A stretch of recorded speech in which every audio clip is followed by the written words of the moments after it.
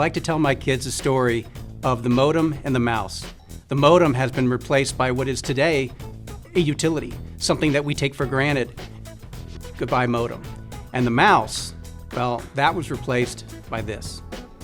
When I was a kid, fax machines were the highest level of technology. You have 57 messages. Message 1. Message 2. My children, 8, 7, and 3, have a very difficult time understanding what cash is. So for them, they look at my phone and say, that's cash. And I say, no, this is a digital cash that goes to the bank that has digital money that then spits out this paper. You got more cow here than here. My kids don't even know, or probably couldn't even operate a rotary telephone.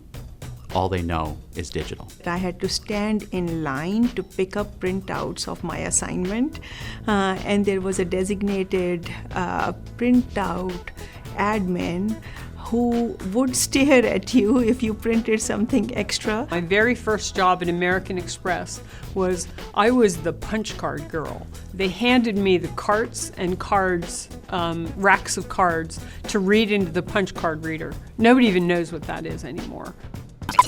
Oh, that's that little mark with the A and then the ring around it? At? See, that's what I said.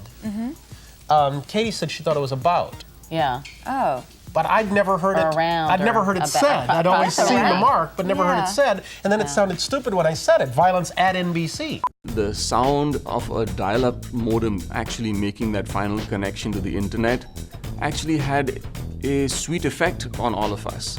I remember growing up in India with a Pentium PC and a dial-up modem, and that finishing sound, the ding of it connecting to the internet, was the sweetest sound.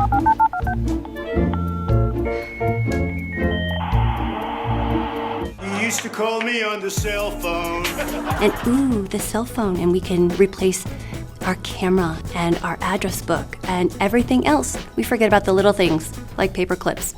So television was obviously a big game changer back in the day. We went from sitting around staring at a radio to now sitting around staring at a picture. So to use Elvis, TV's my window, I think for a lot of people, that's true. Control. At this point, we think anything starts when we want it to start, and anything stops when we want it to stop.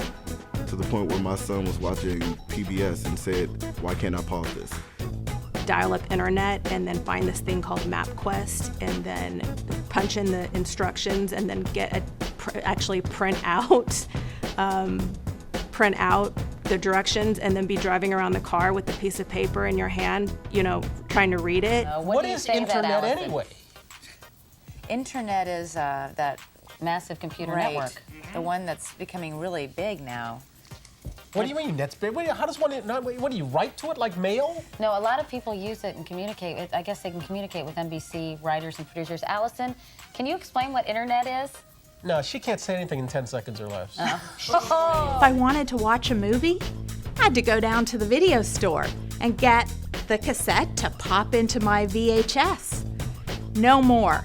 I can use TV streaming services to get whatever show I want whenever I want it.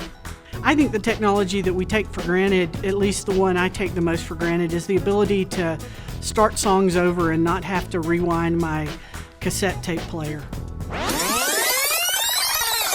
The first time that my kids actually saw a typewriter that they actually had to make clackety sounds on and put things on pieces of paper, that was a little bit stunning.